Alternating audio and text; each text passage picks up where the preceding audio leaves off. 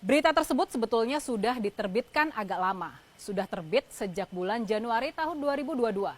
Tapi memang kabar ini kurang digaungkan oleh media-media di Indonesia.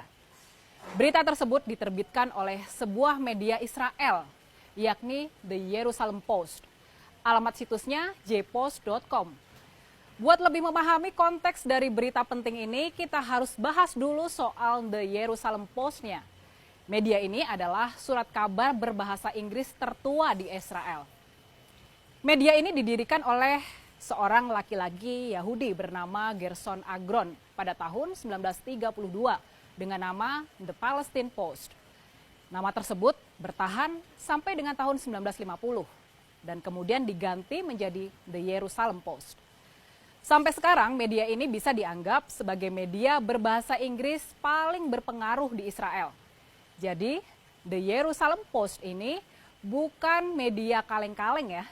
Nah, tanggal 11 Januari tahun 2022, The Jerusalem Post menerbitkan sebuah artikel dengan judul How Agriculture Led Indonesia's Defense Minister to Talk Normalization with Israel.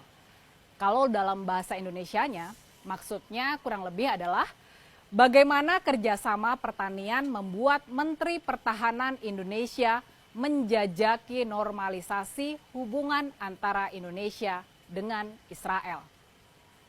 Penulis artikel ini adalah seorang wartawan bernama Lahav Harkov dan Menteri Pertahanan Indonesia yang dimaksud dalam artikel tersebut adalah Prabowo Subianto.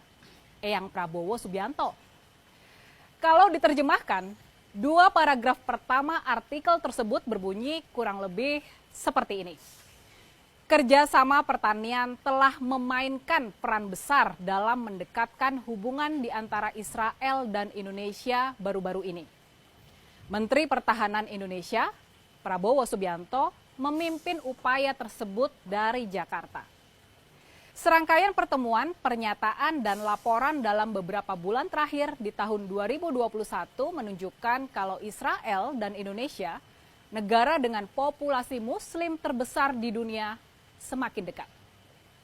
Ketemu lagi dengan saya, Rini Budoyo. Dalam artikel The Jerusalem Post ini juga dituliskan pernyataan yang kurang lebih seperti ini. Prabowo Subianto bertemu dengan penasihat keamanan nasional Eyal Hulata pada sebuah konferensi di Manama di bulan November lalu.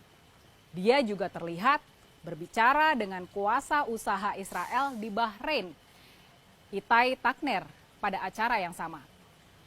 Setelah foto pertemuan tersebut muncul di media, pihak Prabowo Subianto mengeluarkan pernyataan yang menyatakan bahwa dirinya tidak dilarang berbicara dengan pejabat Israel jika hal tersebut demi kepentingan nasional.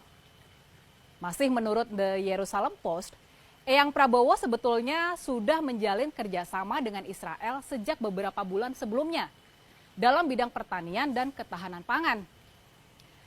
Samuel Friedman, seorang konsultan pertanian Israel, dia ini pengusaha dan juga penasihat senior dari mantan Menteri Pertahanan Yair Shamir. Dia ternyata sudah berkolaborasi dengan Pusat Penelitian dan Pengembangan Pertanian di Indonesia. Salah satu mitranya di Indonesia adalah Eyang Prabowo. Friedman dikutip berkata seperti ini. Bagi suatu negara, ketahanan pangan tidak kalah penting dibandingkan keamanan. Pak Prabowo sepenuhnya setuju dengan saya tentang hal ini.